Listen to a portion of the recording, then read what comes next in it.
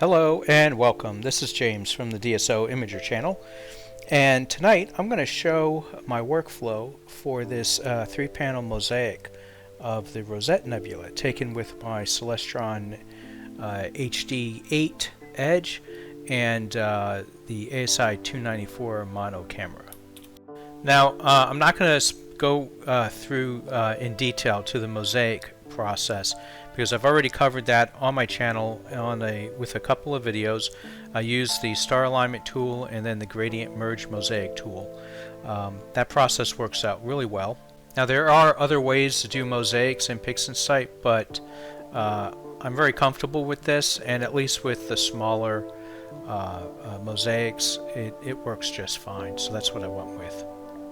Now, one of the things that's really interesting about this particular image is that I was still collecting data on this, and I just assembled the mosaic just to see how things were looking. And I basically did a really quick process, which is something I often do. I'll quickly throw the images together and do some basic processing on them just to get an idea. And then after I finish collecting all the data, I'll go back and do my serious processing. And so what that means is that the quick processing, I'm skipping steps like deconvolution and some of the other more intricate stuff that you'll see in many of my other workflow videos. So basically what happened is I did this quick processing, and I was actually quite pleased with the results, and I decided to just stick with it. Now there's a chance I will collect more data on this. I have about 15 hours per panel. In my mind, I wanted to get over 20 per panel to really resolve some of the fainter dust in this area, but the moon's pretty big right now. It's currently 11:20 p.m. February 10th, so we have like a 68-70% moon, and the moon's not too far from Rosette. The data I collected last night, I was seeing the effects of the moon even with the HA. I mean, the HA still works, but the contrast was definitely taking a hit. And when doing a mosaic with multiple panels, you really want to avoid that kind of impact as much as possible.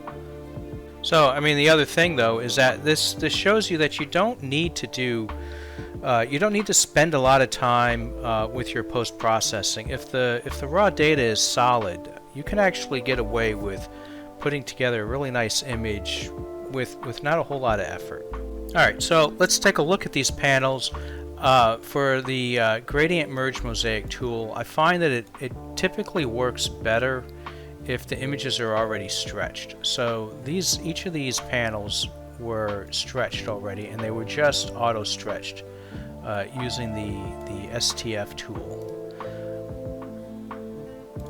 This guy right here, and with the channels unlocked. I mean, that's literally all I did. Auto stretch, take the setting to the histogram, apply it to the image, and move on. And then I ran through the star alignment process to get the panels. And then it was just a matter of running gradient merge mosaic. Right, and I loaded all 3 panels in there, overlay, shrink radius. I want to say I had it like 26 or something like that. No, excuse me, not shrink radius. Shrink radius I left at default. The feather radius I think I had around 26. And black point, I just moved it up 1 notch.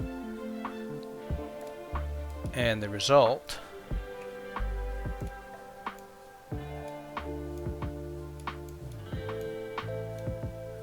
let me get these out of the way, was this here.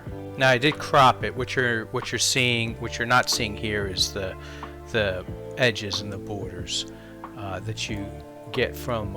I didn't have a perfect alignment, right? So there was a little bit there. So anyway, I cropped it out, and this is a result from gradient merge mosaic. So remember, it's already stretched because everything was auto stretched. And I'm not seeing the seams, and I mean, aside from the magenta that's in here, I was actually pretty happy with the color, just needed some contrast. So let's go through the process. So First thing I did was I removed the stars. I used Star Exterminator to remove the stars. After that, I wanted to deal with this magenta that's left over, but I wanted to protect the yellow. So what I've kind of figured out over time is that if I invert this now and subtract green to get rid of the magenta, it's also removing ultimately what is a red component in the yellows. And if you've seen some of my other videos, there's ways that I kind of get that red put back in. But this time, what I decided to do was create a mask. So here's a color mask for yellow, and then I just made a range mask off of that. So I inverted the image. You can see the mask is applied. So these areas I'm protecting, and then I subtract green, remove the mask, invert back, and so that left some of this orange and red in here. So I don't have to try to put it back in. It actually made the processing easier. Okay, so next, just some curves work. And the idea here is just to introduce more contrast. So far I haven't touched any color, saturation, anything like that.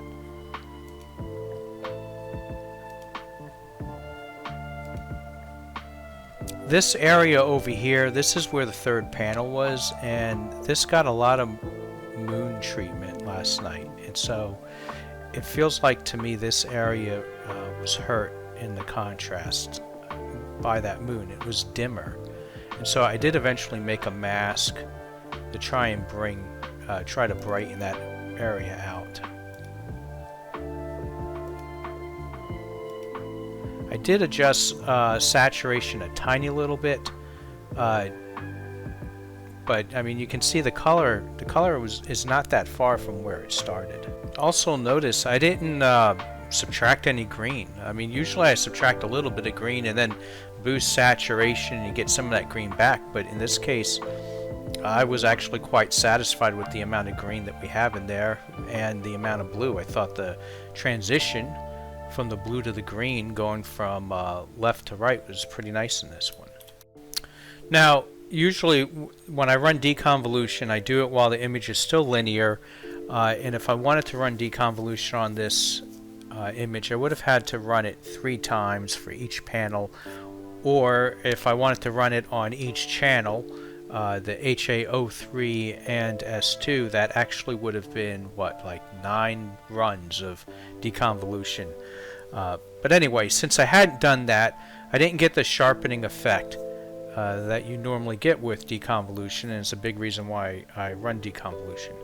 So I was going to use a unsharp mask, and I wanted to try to present a 3D effect. Now I don't know if I was successful or not. I think it's kind of successful, and I don't have a photographer background, so I don't know what are the normal techniques for trying to give depth to an image. In fact, if anybody knows, you know, I welcome the comments in the section. But anyway, my thinking was to take the brighter areas and apply an unsharp mask to them, and not have it affect the dimmer areas. So that's what you're seeing here is the mask, and if I show the mask, only the area that's lit here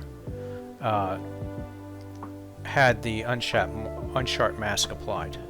My main goal was to sharpen up this cloud here and also hit these Bach globules that are over here.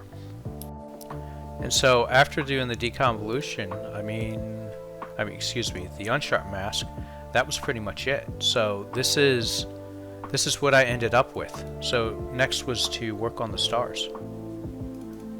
Okay, and stars, I mean, it was my standard procedure for stars. Invert, remove green to get rid of the magenta. Then I got rid of the green here using the SCNR tool. Then pull back on curves, and then boost saturation. and that's it. And after that, we just go into pixel math,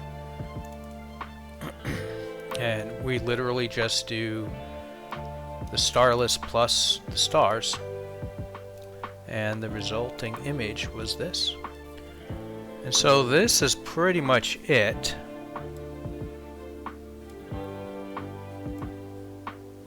There's a bit of a grain. Notice I hadn't mentioned anything about noise reduction yet, and that's because I didn't apply any. Usually if I'm going to apply it, I do it in the linear state before running deconvolution, but because this had started out as a quick process, that was another one of the steps that I had skipped. But I mean, really, the grain's not that bad, and you have to zoom in quite a bit to see it. You can't see any noise from this, but I did end up running it through Topaz denoise anyway, and I did take it into Photoshop and I tweaked the colors a tiny little bit. Actually, I think all I did in Photoshop was adjust the brightness and contrast a tiny bit, and then I signed it, and that was it. But here is the final version of this.